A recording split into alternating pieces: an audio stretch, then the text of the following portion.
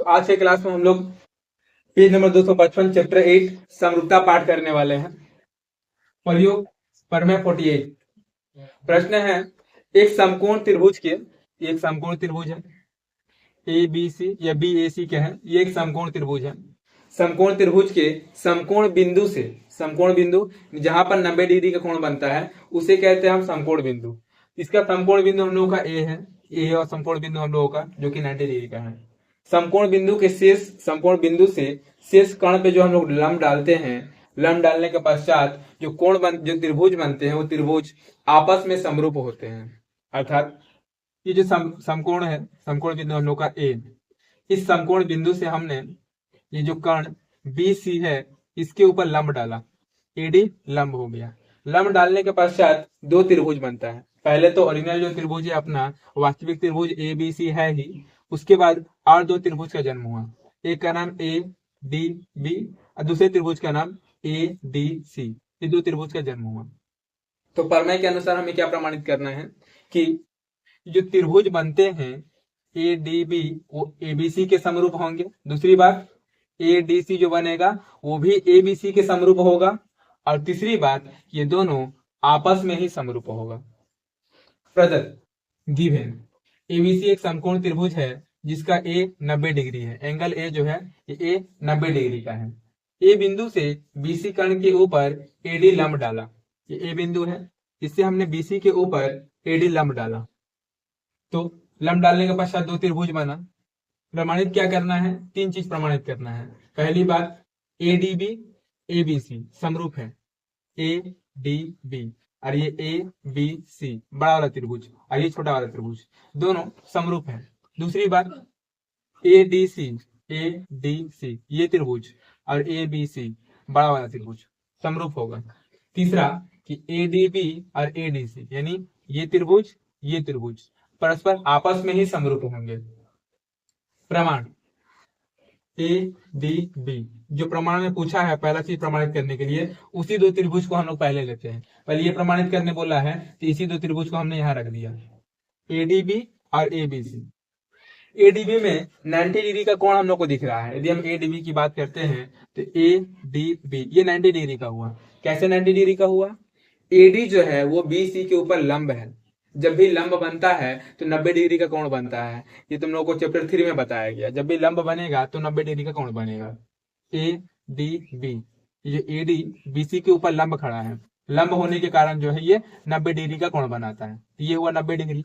चलिए एडी में भी ये हम लोग को 90 डिग्री का मिला। यदि हम एबीसी त्रिभुज की बात करें तो हमने प्रदत्त में ही लिख दिया था कि एंगल ए 90 डिग्री का है, मतलब बी ए सी ये 90 डिग्री का हो गया हम लोगों का। तो पहले दो त्रिभुज के दो कोण हमने 90 डिग्री का बता दिया जो कि एडीबी और बीएसी है, दोनों 90 डिग्री का हो गया। दूसरी बात, डीबीए सीबीए दोनों ही बराबर है। डी बी ए ये कोण हम लोग देखते हैं कि एबीसी ये एडीबी त्रिभुज में भी आ रहा है। यदि हम एडीबी त्रिभुज में देखते हैं तो डीबीए ये जो कोण बनता है ये हम लोग का इस त्रिभुज में भी आ रहा है, छोटे वाले त्रिभुज में भी आ रहा है ये कोण। और ए सी बी या एबीसी जो त्रिभुज है इसमें भी ये कोण आता है। कैसे?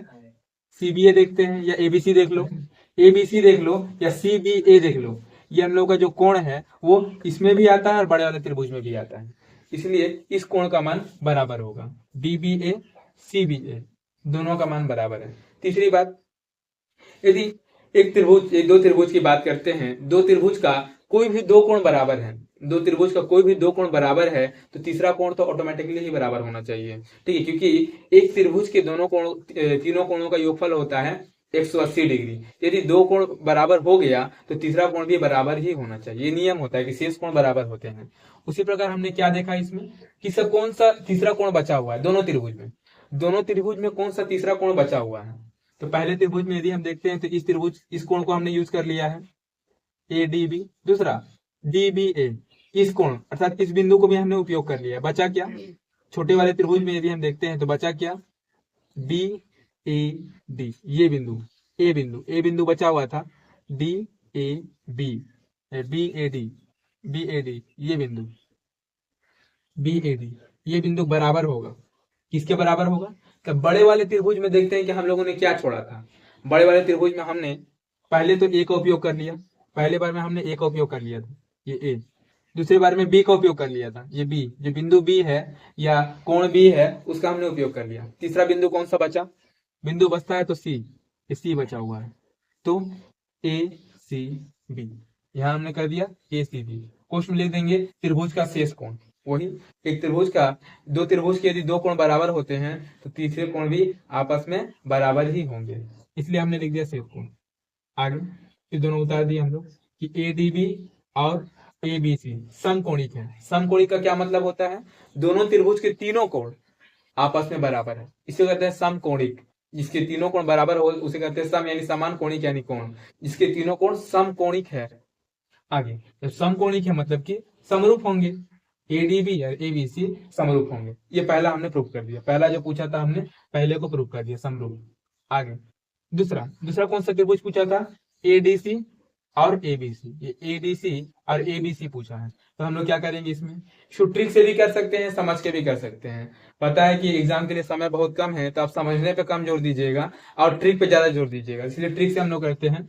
एडीसी और एबीसी हमने क्या किया, यहाँ देखिए एडी लिखा हुआ है, यहाँ भी एडी लिखा हुआ है, यहाँ बी की जगह पर हमने केवल सी लिखा है।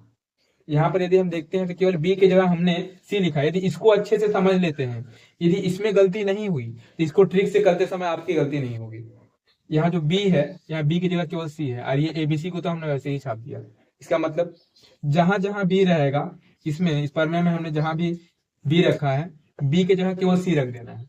और एबीसी वाला जो भी है ना, एबीसी वाला बराबर के राइट साइड वाला, दाएं तरफ वाला बराबर के राइट साइड वाला को केवल ऐसे छापेंगे, केवल लेफ्ट साइड वाला बाएं तरफ जो है उसमें केवल बी की जगह पर हम लोग सी बैठाते जाएंगे। देखिए एडीबी हमने लिखा एडीसी बराबर, ये बीएसी था तो बराबर को उधर वाला तो बराबर ही रहेगा, बराबर 90 डिग्री।